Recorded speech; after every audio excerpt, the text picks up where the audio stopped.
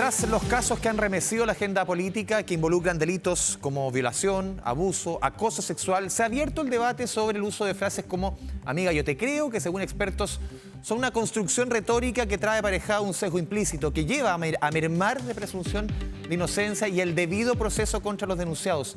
Para profundizar en este tema, estamos junto a Carla Rojas, coordinadora de Inclusión de Género del Observatorio de Gestión de Personas de la Facultad de Economía y Negocios de la Universidad de Chile. Carla, bienvenida a Canal 24 Horas. ¿Cómo te va? Buen día. Muchas gracias por la invitación. Un tema, Carla, que se ha vuelto de primera línea. ¿Cómo has visto tú todo lo que ha sucedido, sobre todo los últimos, te diría, 2-3 meses, a razón del caso del mismo Manuel Monsalve, del caso de Jorge Valdivia, del caso que ha involucrado los últimos días al presidente Boric?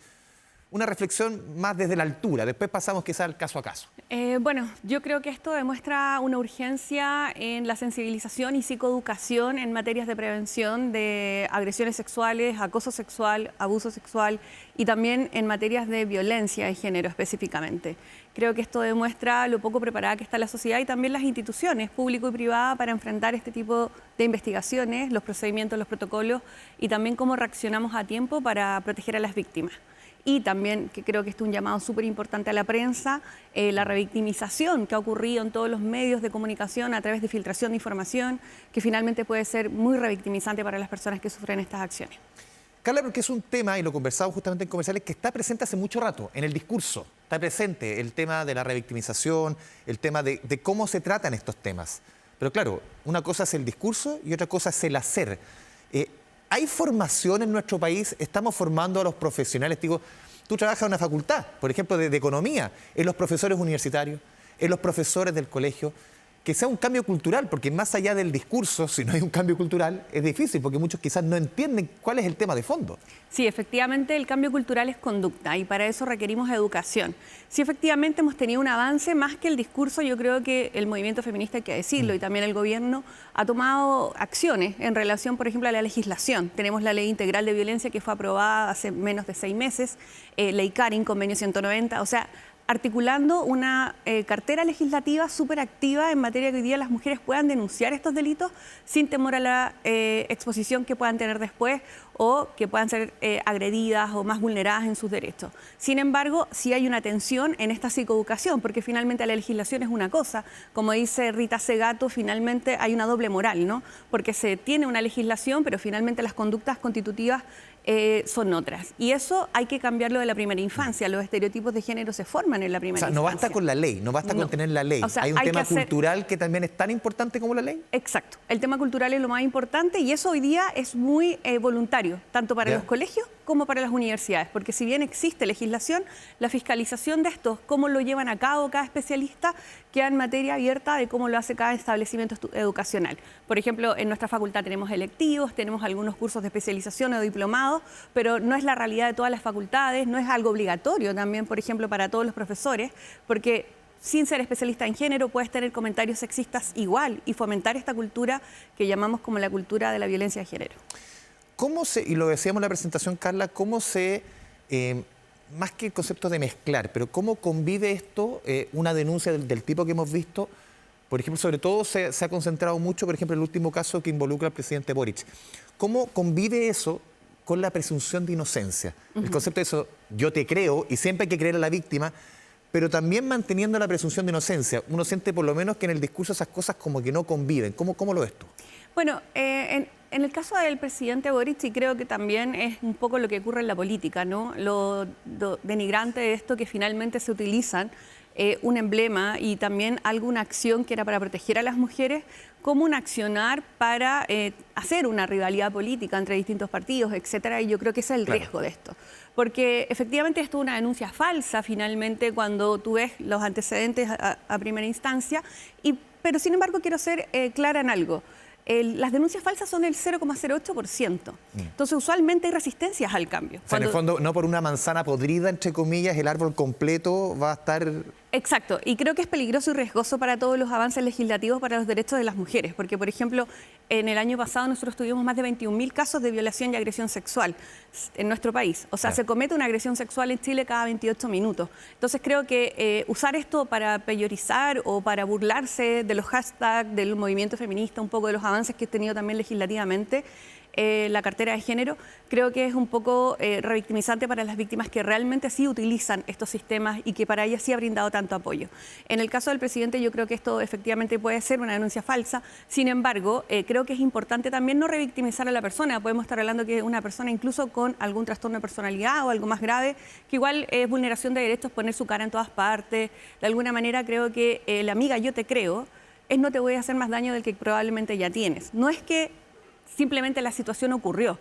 Es que la víctima, en caso cuando las renuncias son reales, no en este caso, cuando pueden ser reales, tú le vas a creer a la víctima más allá de que si la investigación diga que si fue o no fue, porque eso es algo que tiene que quedar en materia de delito penal o incluso laboral. Pero que por lo menos la víctima no se sienta sola en el proceso porque es un proceso súper revictimizante para las mujeres hoy en día. ¿Y cómo eso convive con el otro lado? Porque hay una víctima y hay alguien que es acusado. Y en el fondo, ¿cómo, lo que yo te preguntaba, cómo convive? Y ya extrapolarlo mucho más a los casos en general, más allá de uno en particular. ¿Cómo convive eso con la presunción de inocencia? Porque al final ocurre muchas veces, claro, tú decías, la mayoría de los casos o sea, en que la denuncia es falsa son los menores. Pero ¿cómo convive esto con una... que tiene que haber una presunción de inocencia? ¿Cómo convive eso? Porque al final se tiende también al acusado o acusada, se le tiende a castigar inmediatamente. Exacto. Yo creo que ese es el equilibrio que tenemos que buscar en términos de dar contención y atención psicológica, como también lo dice la ley Carin, ¿no? De la primera atención psicológica inmediata a la víctima. Más allá de lo que ocurra en el proceso, tenemos que asegurarnos, porque esto pueden ser meses o un mes máximo legalmente, por lo menos en el espacio laboral de investigación, de que la víctima, si es real, no sea más vulnerada durante este proceso, la protección y confidencialidad del proceso. Sin embargo, también la presunción de inocencia es un derecho para todas las personas involucradas, también la protección de los testigos. Entonces, yo creo que lo que hay que hacer acá es tomar estos casos con seriedad. Si los utilizamos para burlarnos, probablemente esto inhiba mucha denuncia de víctima y también la tensión entre los hombres y las mujeres ha estado desde que empezamos con los avances de transformación cultural con enfoque de género, porque hoy día los hombres lo ocupan también peyorativamente, no se les puede decir nada. Y bueno, de acuerdo a la pirámide de violencia de género, si partimos con cosas sutiles, o sea, los espacios que hay más bromas sexistas, más agresiones, y las empezamos a normalizar, ahí cada cierto tiempo vas a tener una violación o una agresión. Entonces creo que no es uno ni lo otro. O sea, hay que respetar la presunción de inocencia, pero que sin embargo esto no signifique amedrentar a la víctima o el amiga yo te creo, no signifique también linchar a una persona que todavía no ha debido pasar por el debido proceso, porque también esto es materia de investigación. Carla, ¿cómo se hace el cambio? Claro, es difícil la pregunta, ¿cómo se hace el cambio cultural? Yo recuerdo hace 20 años, 15 años, aquí discutíamos el tema de los piropos, por ejemplo. Cosas súper banales del día a día. El piropo que se decía, y siempre se creaba la caricatura del maestro de la construcción a la mujer que venía pasando. Claro, partimos como desde eso. Pero ¿cómo se hace el cambio cultural? Lo que tú mencionabas, pequeños gestos, lo que se dice, cómo se mira, cómo se trabaja. Incluso podemos terminar a hablar de brecha de sueldo, de todo. ¿Cómo se hace el cambio? ¿Se está haciendo en los colegios? ¿Se está formando a los profesores en algo tan fundamental, en una edad fundamental? Hemos avanzado, sin embargo, tenemos grandes desafíos en materias de sensibilización en la primera infancia y en los colegios. Como tú dices, esto es transformación cultural.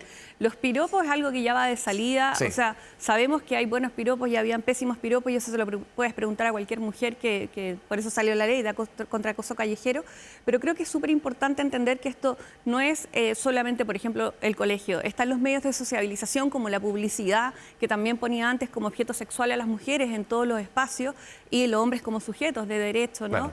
Entonces, también si vemos en las telenovelas estas imágenes que se reproducen, estereotipadas, donde la persona que es agresiva sexualmente puede hacer lo que quiere con las personas que están ahí, mujeres del otro género, es difícil. Lo que nosotros tenemos que trabajar abiertamente es en la educación, pero adicionalmente en cuestionarnos las relaciones de poder y cómo usábamos el poder. Ya, por ejemplo, yo soy profesora de universidad. No da lo mismo que yo le diga quizás a un par que se ve bien, que entre un alumno y yo le diga que se ve bien. O sea, la misma frase puede ser muy impactante por la simetría de poder. Entonces yo creo que no son las cosas de género hoy día se están cuestionando, sino que también la simetría de poder. O sea, con ley Carin solamente el primer mes, del 1 al 31 de agosto, tuvimos más de 4.820 casos de acoso sexual y laboral, donde el 67% de las denunciantes eran víctimas mujeres en el sector privado y 77% en el sector público. Y la mayoría era de un superior, en Exacto.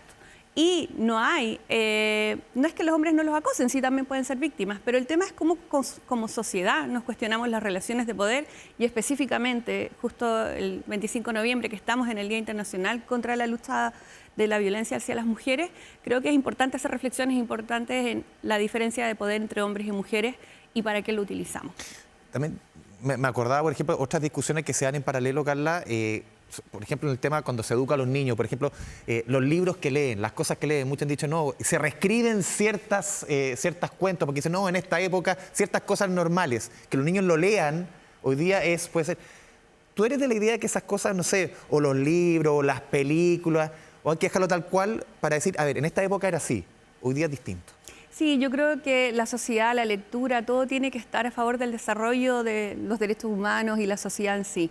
La sociedad ya cambió, o sea, este cambio, la cuarta ola del movimiento feminista fue latinoamericana precisamente contra la violencia hacia las mujeres y por eso hay tanto avance, no es casual, ¿no?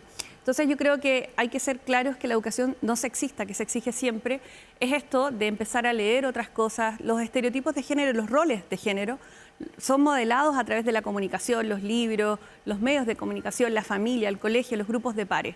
Entonces, lamentablemente, no es solamente intervenir un área, no basta que tu familia tenga otros valores distintos, si efectivamente la lectura que están haciendo siempre es la princesa, claro, y el hombre, el chico valiente que conquista el mundo y las mujeres en roles subordinados. Yo creo que por algo Disney ya lo entendió, Netflix ya lo entendió. O sea, hay un montón de películas hoy día donde las heroínas son mujeres, donde se muestran distintos roles de las mujeres y se sacan de ese estereotipo del rol tan Carla, sexuado. en esta educación no sexista, o en este camino no sexista, puede ser una pregunta que puede sonar mal, pero ¿fue un flaco favor el tema desde, por ejemplo, el terminar las cosas con ellas? ¿Fue un flaco favor de caricaturizar quizás? Sí, mira, yo creo que la gente cuando no sabe, yo en la universidad muchas veces usamos el TODES, ¿ya? El TODES tiene como finalidad incorporar a la comunidad no binaria, a las personas trans y a las personas que están transicionando, y hoy día Chile y el país tiene una ley al respecto. Creo que el TODES era para visibilizar a esas personas, recordando que esas personas tienen una expectativa de vida de 31 años. O sea, y una de las principales causas a veces es el suicidio por la agresión que sufren. Entonces, cuando la gente mezcla peras con manzanas y no entiende que el lenguaje inclusivo no es para el movimiento feminista ni de género, sino que tiene otras cosas, creo que la persona desde el desconocimiento puede juzgar muy fuerte algunos cambios y avances. La juventud lo usa, ahí estarán las personas el desafío si lo quieren usar o no y entender por qué lo hacen, pero sin embargo creo que peyorizar todas estas cosas o el hashtag amiga yo te creo, solo busca también defender agendas ocultas también que están detrás de todos estos cambios sociales que son tan requeridos hoy día por nuestros jóvenes y también por la sociedad en general. Para ir terminando, Carla, ¿nos falta mucho? ¿Estos casos nos han dejado que nos falta mucho? ¿Hemos avanzado pero nos falta mucho? Nos falta mucho, hemos avanzado porque independiente de que la gente juzgue a veces los tiempos de reacción, antes yo creo que era impensado que en 48 horas una autoridad pudiese salir de un espacio por una situación de agresión sexual o violación y hoy día lo hemos visto y todos somos testigos y por lo menos la gente hoy día lo conversa. Hablamos de esta cifra, solo para cerrar el año pasado tuvimos 21.000 casos de violación, donde el 86,6% de las víctimas son mujeres y el 95% de los victimarios son hombres. Entonces, sí tenemos que avanzar.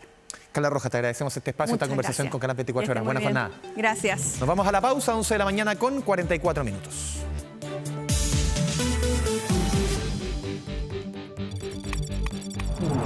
La mañana informativa.